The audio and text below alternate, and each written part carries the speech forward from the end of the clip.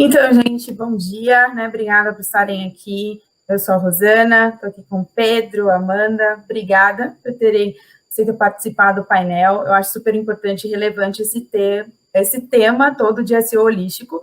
E para começar, né, eu já vou falando, eu não sou dona do painel, estou aqui só, na verdade, levantando um tema e trazendo vocês para essa discussão, e eu fico muito feliz de poder contar com vocês. Né, vocês querem se apresentar, falar alguma coisa antes da gente entrar nesse tema? Bora! Vamos lá? Então, SEO holístico. Eu fiquei, conversando sempre com o Pedro ali, conversei com a Amanda, a gente trouxe esse tema, na verdade, porque não é um novo nome de SEO, tá? Eu acho que é importante deixar isso aqui muito cravado. SEO holístico, na verdade, para mim, é uma forma de pensar SEO, é uma forma de fazer SEO no dia a dia. E aí, que se descola um pouquinho daquele SEO que a gente aprendeu. Eu aprendi quando iniciei lá em SEO, há uns quase 11 anos atrás, muito de palavra-chave, muito com foco da palavra-chave, da busca de uma keyword específica e etc.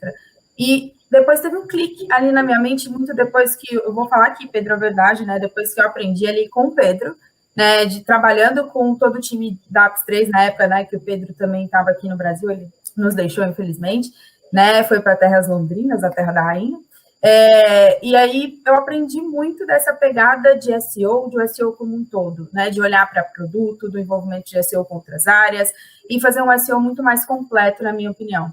E aí, para começar, eu quero entender aí, Pedro, principalmente nesse momento de você, para contextualizar o que é esse SEO holístico, né? De onde ele vem, por que a gente pode chamar ele assim?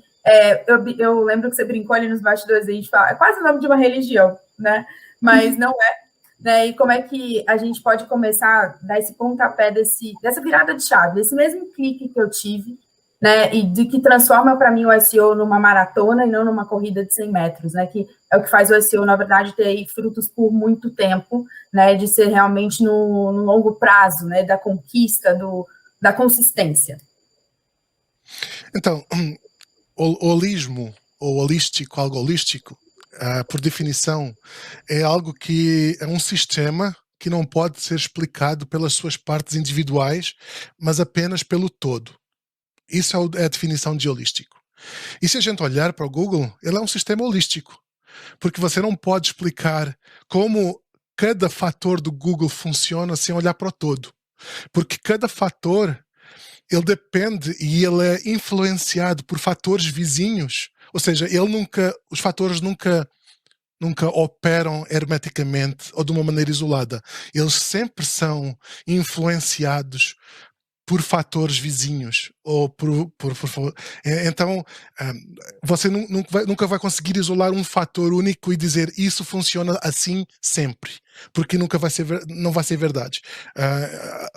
A maneira de um fator ou de algo do sistema inteiro funcionar vai depender de como todas as outras partes funcionam. Bom, isso é agora deixando a definição técnica de holístico de lado, né?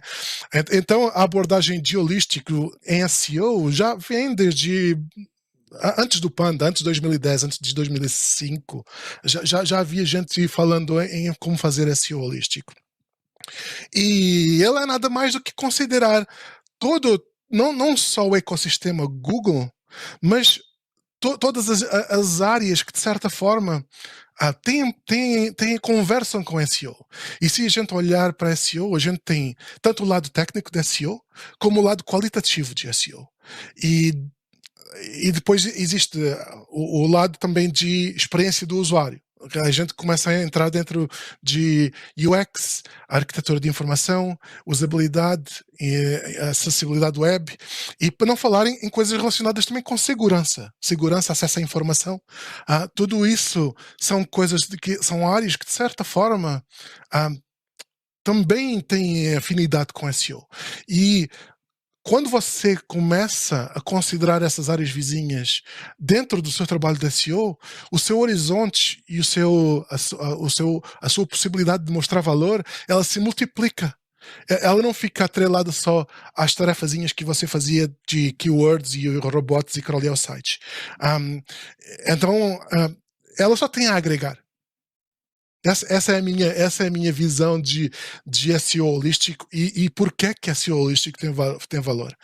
Eu não quero monopolizar a conversa, tá? Eu quero que vocês falem, tá? Porque eu já tenho anos de falar e o pessoal me ouviu falar e agora é a vossa vez. Amanda, eu acho que para você contou um pouquinho ali dessa história, né, do quanto você começou a aplicar, na verdade, um SEO, né, com uma visão de um todo. Eu acho que é bom você trazer essa experiência, né, do porquê que o SEO que você fazia ali e ainda faz, né, e que você fez ali no começo, de olhar para o marketing digital como um todo, né, participar de, por exemplo, conversas com o produto, o quanto isso trouxe, na verdade, de ganho, né, para o tipo de SEO, né, do que você tem feito e dos resultados no final das contas ali, que é o que a gente espera, né, de SEO, independente do resultado. Eu acho que aqui é ter um resultado, a gente tem que aí adequar as métricas de sucesso, que são muitas, né, inclusive no SEO holístico, o que me chama muita atenção é isso, a gente tem muitas métricas de sucesso, né, então a gente se adequa muito ao negócio, né, e eu acho que a Amanda pode contextualizar bem sobre isso. Bom, pessoal, eu trabalho com SEO desde 2009, mais ou menos. Eu comecei num estágio onde eu tinha que lidar com o site Joomla. E naquela época eu era muito, muito, muito técnica. Eu era mais pro lado da programação, da caixinha da keyword e das coisas técnicas dentro do que era mostrado na época. E na época da Mestre SEO, eu comecei comendo esses artigos com farofa, que nem eu costumo falar.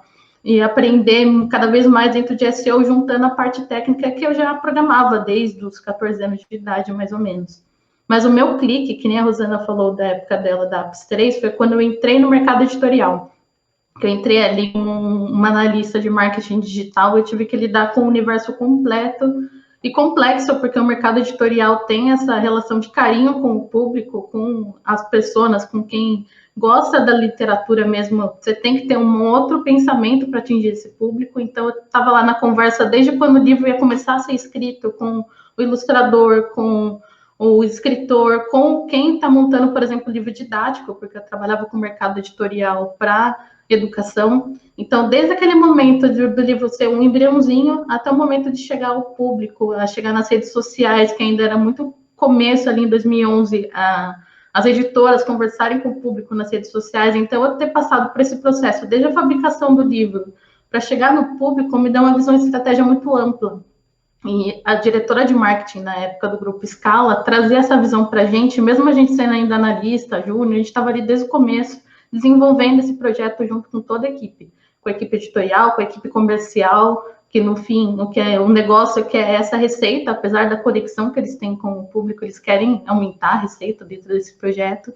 Então, trazer tudo isso dentro do universo de SEO para dentro do Grupo Scala foi muito importante para mim. Eles estavam começando ainda no digital, não tinha nada de digital lá. Eu era o digital da parte educacional da Scala, basicamente, na época. Então, estar participando de todo esse processo foi muito importante para mim, para trazer essa visão estratégica que eu fui levando aos poucos durante a carreira, né?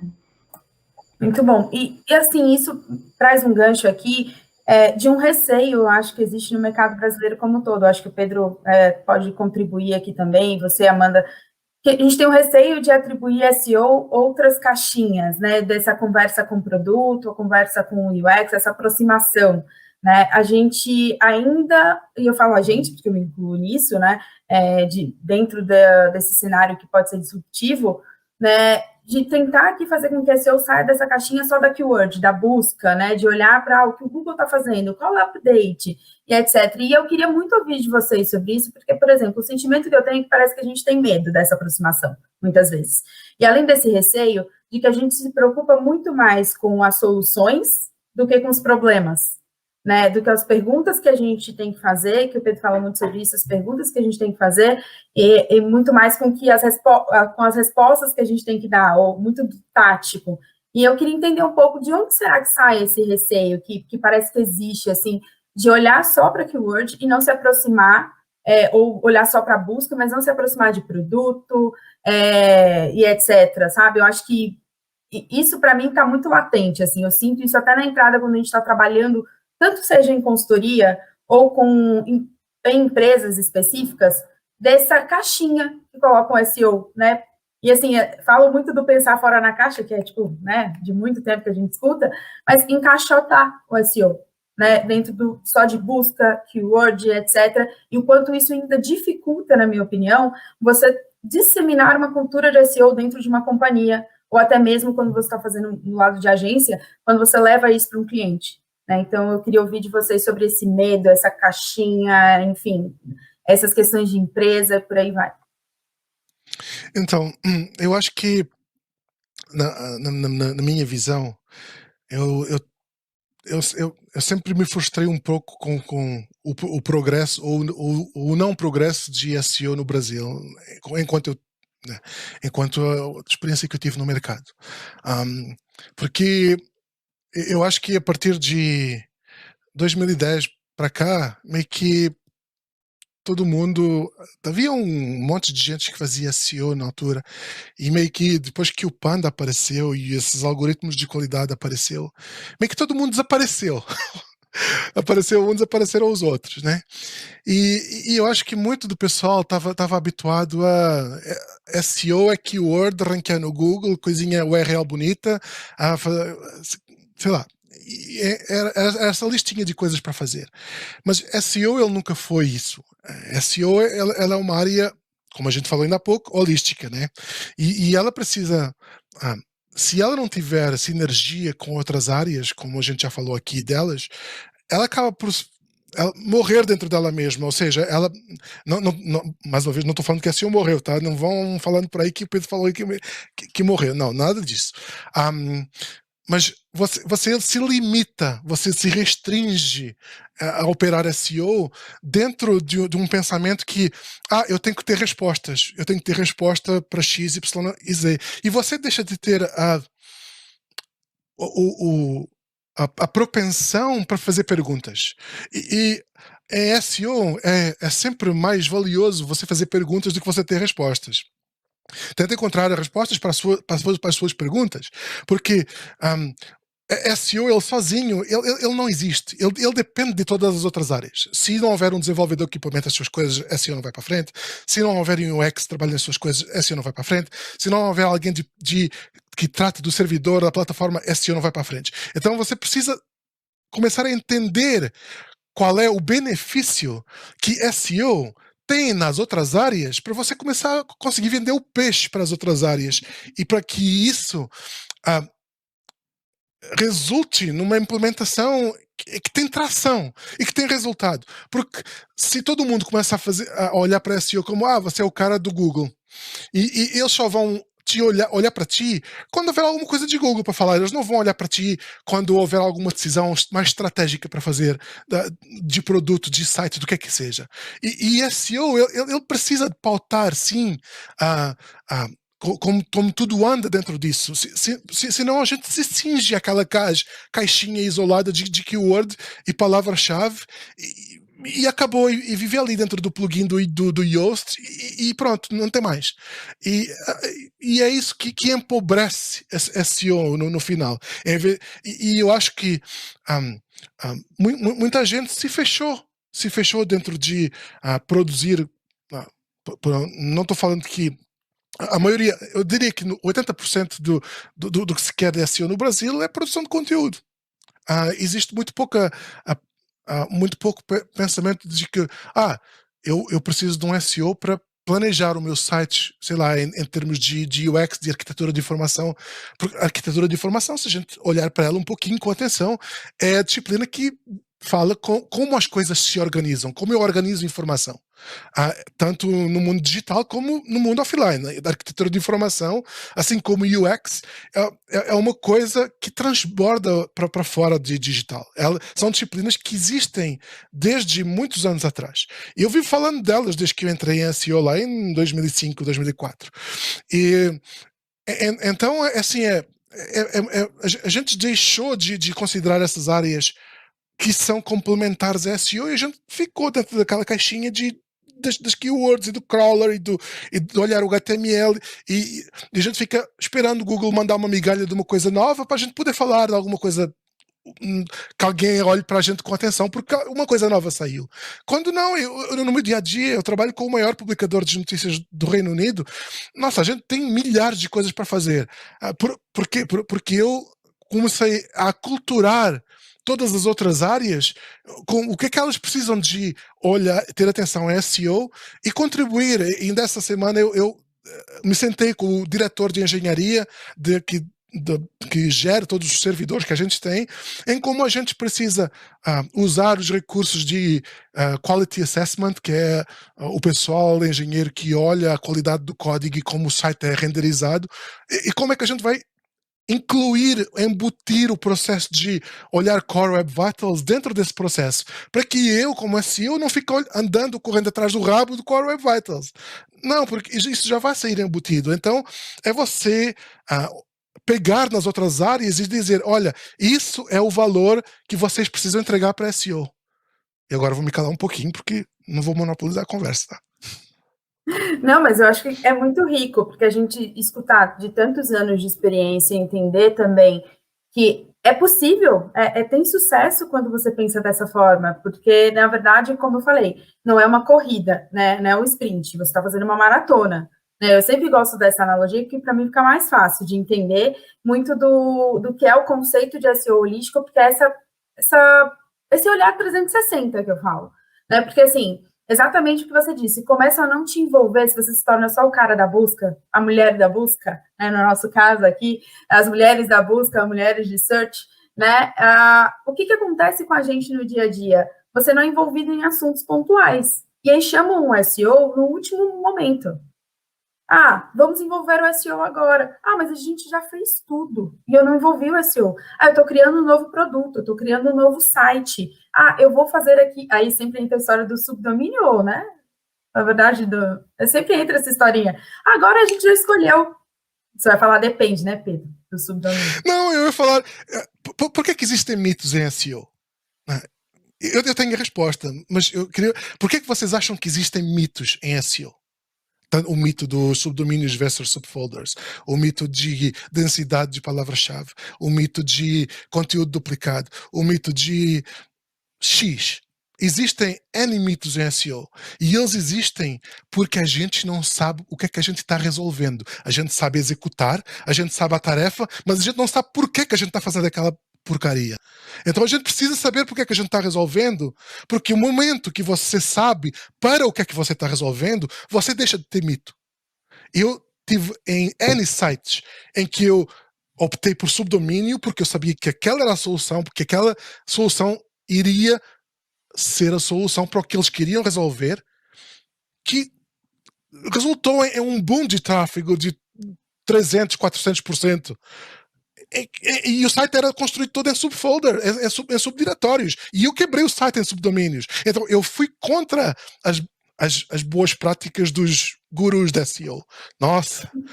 Mas fui porque eu sei porque é que eu estou resolvendo aquilo daquela forma. Então a gente precisa saber para que é que a gente está resolvendo e não apenas a tarefa que a gente está fazendo. Aí os mitos desaparecem. Você faz perguntas e você acaba com o mito. Sim.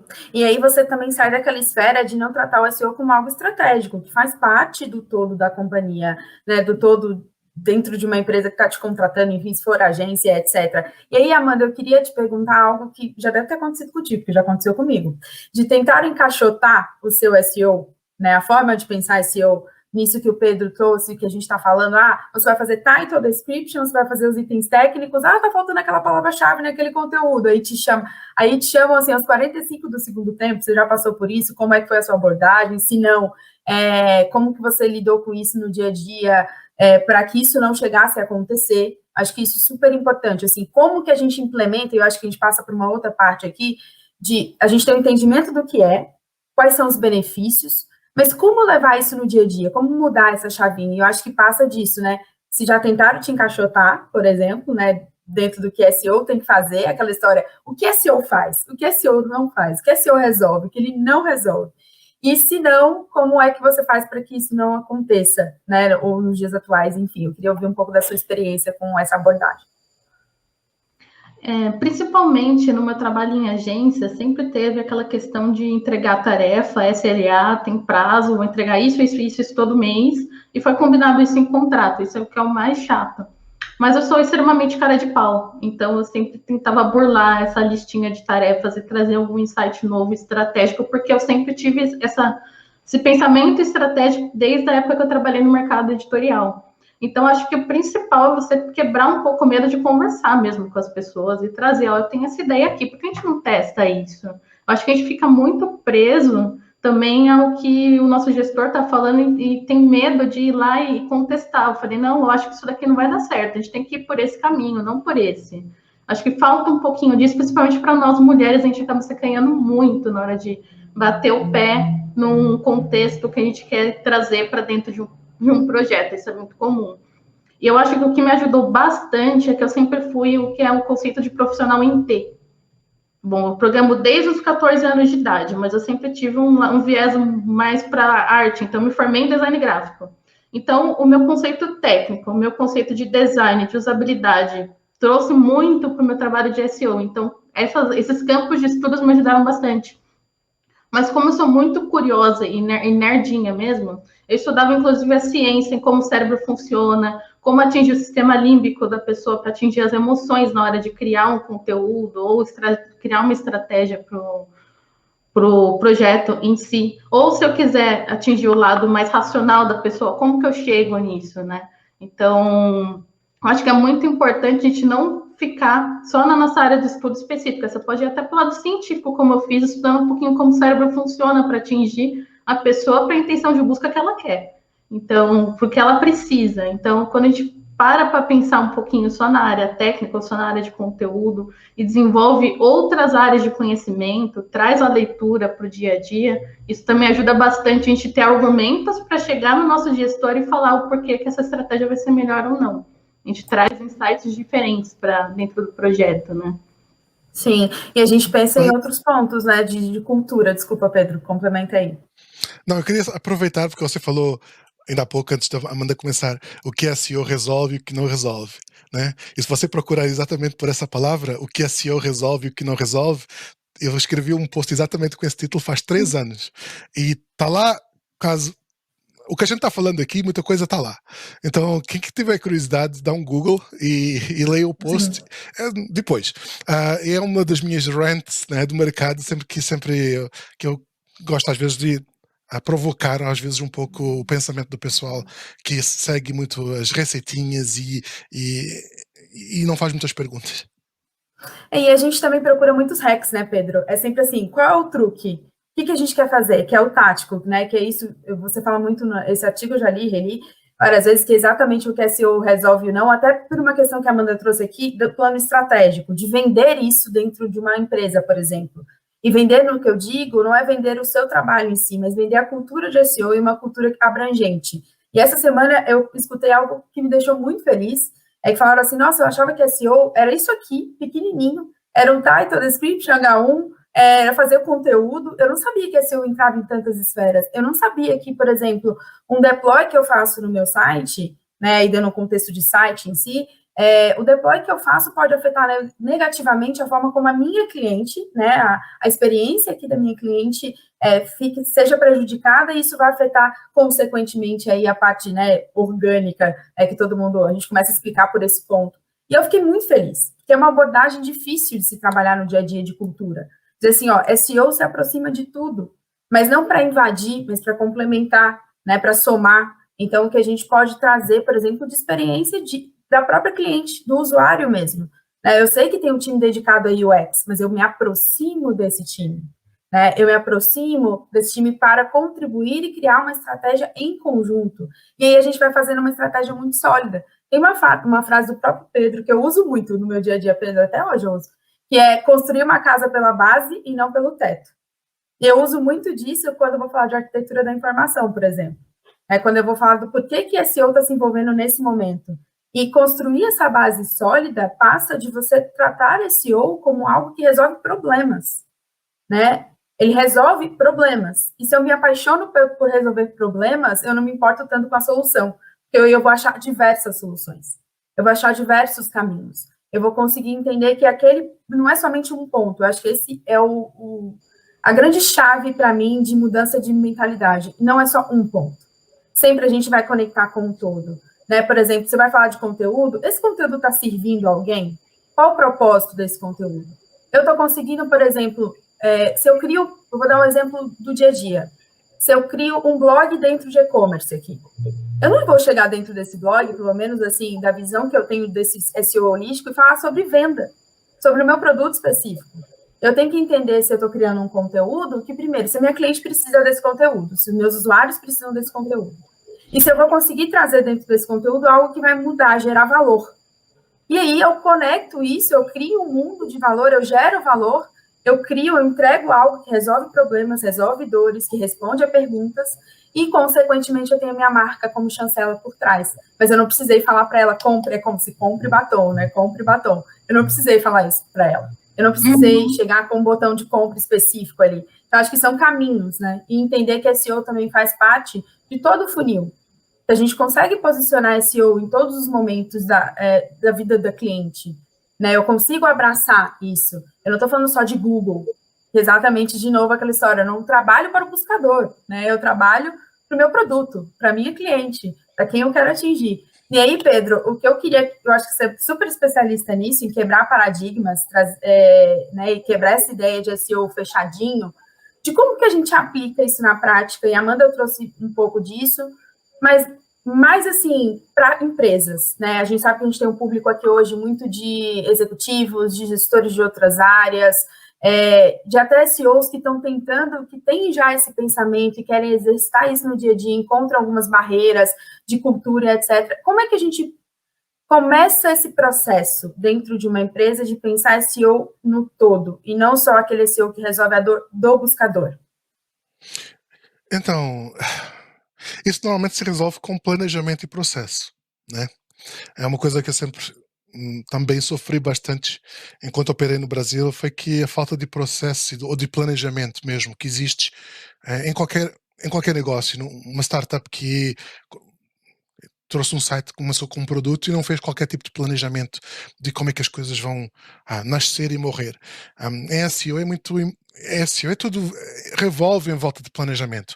Você planeja como é que uma coisa vai nascer, mais importantemente, você planeja como ela vai morrer. E como é que ela depois se transforma. Quando não existe planejamento, existe o caos.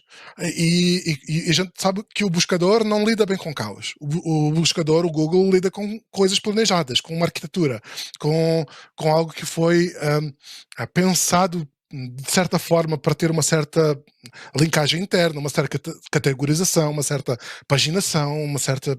por aí vai. Então, SEO é tudo uma sequência de coisas planejadas. E o acidente acontece quando você quer plugar um planejamento onde nunca existiu. E às vezes a gente chega à conclusão que você quer SEO, mas você nem sabe aquilo que você é. Já aconteceu um cliente vir falar comigo e querer SEO, consultoria de SEO, porque eles não tinham... a gente não consegue ranquear no Google e não sei o quê. E eu olhei para o site deles e perguntei, me explica por palavras, né, suas, ou como alguém buscaria pelo seu produto. Das 3 ou 4 tentativas que eu tentei de obter uma resposta, eu não consegui nenhuma. Porque nem eles sabiam como se posicionar, nem eles sabiam o que eles eram, nem eles sabiam qual era a diferença entre eles e a concorrência. Então, eu acho que em alguns momentos, eu falei para eles, olha, você não precisa de SEO. Você precisa de dar uns passinhos atrás, você precisa entender quem você é, o que é o seu produto, e depois a gente fala SEO. Eu posso te ajudar nesse processo, mas não enxergue SEO como algo que vai te resolver o problema daquilo que você não pensou para trás. Já o Seneca dizia, né, quem não sabe para onde vai, qualquer caminho serve. Em SEO é igual, quando você não sabe o que é que você quer planejar, que processos você quer implementar, qualquer coisa serve. Então, acho que falta muito a parte de planejar e implementar processo. E muito importante é não confundir processo com burocracia. Porque processo não é burocracia.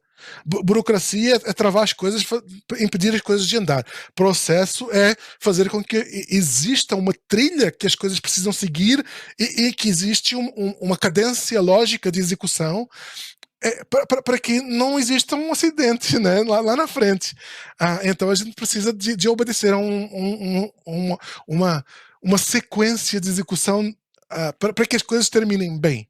E o processo é um planejamento que foi feito antes. Então é muito gestão de projeto, product management e por aí vai.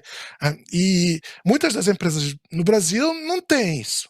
Nem nunca elas pensaram. O cara pensa, tive uma ideia genial, enquanto, sei lá, estava tomando café da manhã, a hora do almoço lançou um site e uma semana depois eu lembro da SEO.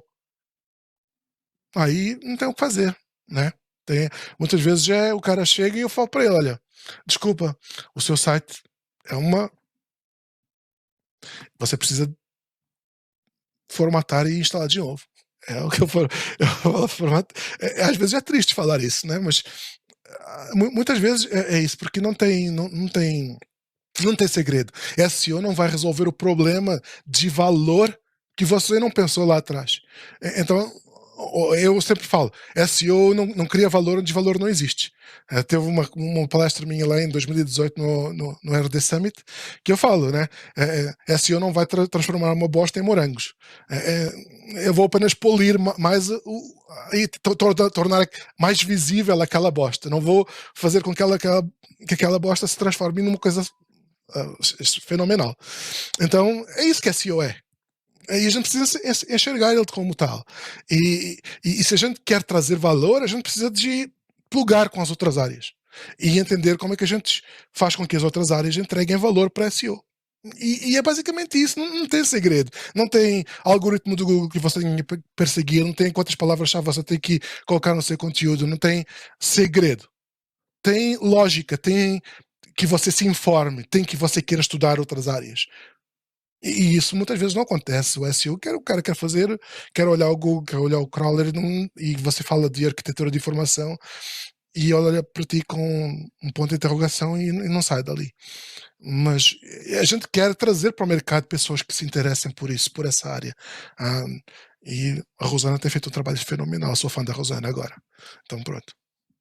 Falei. Nossa, obrigada, Pedro. Muito obrigada. Como constranger, né? Na verdade, assim, muita honra para mim, mas eu fico vermelha ainda, todo mundo sabe. Mas eu tento muito seguir essa linha mesmo e disseminar isso. Eu aprendi com o Pedro e grandes profissionais de SEO ao longo do tempo, exatamente olhar para SEO como um todo. E eu sei que é um desafio muito grande. É um desafio chegar numa empresa e colocar isso em pauta, trazer realmente essa cultura de SEO, do que SEO não está só no final. SEO, eu sempre falo assim, SEO está em tudo, gente. Né? Envolva aquilo que... envolva um profissional de SEO e ele vai te dizer ali, trazer a contribuição dele. Eu acho que é a contribuição. Né? Não é um projeto de SEO, não é um projeto fechado de SEO, mas é saber lidar com as adversidades, caminhos diferentes, é saber olhar para o site ou para o app, enfim, o que você estiver fazendo com o produto, aquele ativo, e saber olhar com um olhar de SEO como um todo. Né? Não olhar só para a palavra-chave, não olhar só para o que eu estou construindo ali de caminho para a minha cliente comprar, por exemplo, que é muito do que a gente vive no dia a dia, né? Tanto um serviço ou a compra, mas é o todo, né? A gente olhar para a base de performance, né, a gente vem aí para uma base de experiência muito forte, e eu estava lendo muitos artigos sobre isso, assim, até para me reciclar, como sempre tento fazer, e muita gente fala sobre essa experiência de que só a gente não percebeu até certo ponto que o Google mudou. Parece que a gente ficou no tempo, a gente ficou para trás. E a gente não entendeu que ranquear hoje para certas palavras-chave, tipo, trabalhar com alguns termos, é extremamente difícil. E por quê? Porque ele mudou em favor, né, também do usuário. A gente não pode tirar, logicamente, aí que o Google é uma empresa, né? Mas olhando para o lado em que o usuário é customer-centric, é olhar para o seu usuário, olhar para a pessoa que está ali do outro lado da tela e que está fazendo uma compra, está fazendo ali, está adquirindo um livro, está ali deixando o lead para um webinar, enfim, o que seja. Né? O Google mudou e parece que a gente ficou preso no tempo de olhar só para link, olhar só para keyword, olhar só de, tipo, vou fazer um conteúdo e colocar ali porque ele vai performar para long tail. A gente esqueceu do todo. E, por exemplo, o item tático aqui, para a gente entrar na finalização, o item tático. Linkagem interna. Todo mundo acha que você está fazendo linkagem interna para o robô. Não, cara pálida, você está fazendo linkagem interna porque a cliente precisa navegar. Ela precisa entender o site. Ela precisa conseguir entrar no site, navegar, encontrar todos os pontos. Ela precisa ter. Mas o Rand falou que eu preciso ter 50 links internos. Também, olha a polêmica dos usuários, eu vejo que também o pessoal fica colocando numa caixinha até a própria persona do produto. Mas o ser humano é tão plural, porque a gente está colocando ainda numa caixinha, no Canvas, o que é o meu usuário? Você vai ter vários perfis de usuários, por que você não pensa nesses vários perfis de usuários? Perfis comportamentais, as pessoas põem muito na caixinha do sexo, idade, é isso aí, e levantam as palavras-chave relacionadas a isso e vão meter o pau nesse roadmap aqui. Mas não é bem assim que funciona. Eu vou te dar um exemplo, agora, deixando a treta de lado, né, que eu vou falar aqui do Rand, né, sempre chuta a canela dele, tanto que no Twitter ele fica bravo comigo. Resolver Core Web Vitals, né? Todo mundo agora está querendo resolver Core Web Vitals, não sei o que, todo mundo está agora é o que está na moda. A moda agora é Core Web Vitals até vir a próxima. Uhum. Mas, assim, como é que você vai explicar Core Web Vitals para... Eu tenho que fazer o meu site... Você vai falar do ranking do Google? O Google já falou que é um fator de desempate. E o meu chute é que muitos sites vão sobreviver com o ranking que eles têm atualmente sem fazer nada. Então tem muita gente que está ralando para fazer lá chegar nos Core Web Vitals no 100%. E, na verdade, assim, existe uma outra maneira de você conseguir chegar nos Core Web Vitals sem precisar sequer falar de Google. É falar de usuário. As pessoas consomem mais conteúdo, as pessoas convertem mais se um site tem melhor experiência. E isso é uma coisa que o Google não... Você tendo isso, com o Google te dando ranking ou não, você já ganhou. E essas decisões que você precisa tomar é o que eu vou fazer agora, porque vai ser benéfico para a minha conversão, para a conversão do meu site, para o meu tráfego, seja o que for, para eu ser preferido.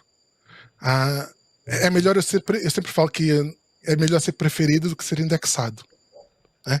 É melhor, porque se alguém te prefere, a pessoa vai querer ir no teu site, seja você botando você no Google ou não, a pessoa vai arranjar uma maneira de te encontrar. Então é melhor, você sempre busca ser preferido do que ser indexado. E se você for preferido em relação à sua concorrência, por que as pessoas hoje, 30% do mercado de compras online, de e-commerce, começa na Amazon? Eles já nem pesquisam no Google, eles começam na Amazon. Por quê? Porque eles preferem a Amazon. O cara não quer mais lidar com o pequeno site que bota uma caixa de subscrição de e-mail newsletter e segue nas redes sociais e mais o que for, e dá pau no carrinho seja, o cara já vai direto na Amazon, porque é aquilo que ele preferiu. Ele preferiu a Amazon, ele preferiu o Mercado Livre, ele preferiu o que quer que seja. Então, quando você deixa de fazer o que é bom para o usuário, você deixa de ser preferido. Então, é isso. O Core Web Vitals é isso. É ser bom para o usuário. Exatamente. Eu acho que, nesse ponto de vista de usuário também, o SEO está muito voltado para a aquisição de novos usuários e não pensa na retenção desses usuários. É de criar esse elo mesmo com quem está visitando o seu site. A gente para de pensar muitas vezes em como reter esses usuários e pensa só em novos, mais fluxo. Eu vejo que isso é um problema também nos projetos que eu já atendi. Acho que a gente tem que pensar também nessa caixinha de criar essa relação para justamente a gente... Talvez você não chegue a ser a Amazon, mas você pode chegar perto disso, criar a conexão com o seu público. Não só pensar em trazer cada vez mais novos usuários e só pensar nisso.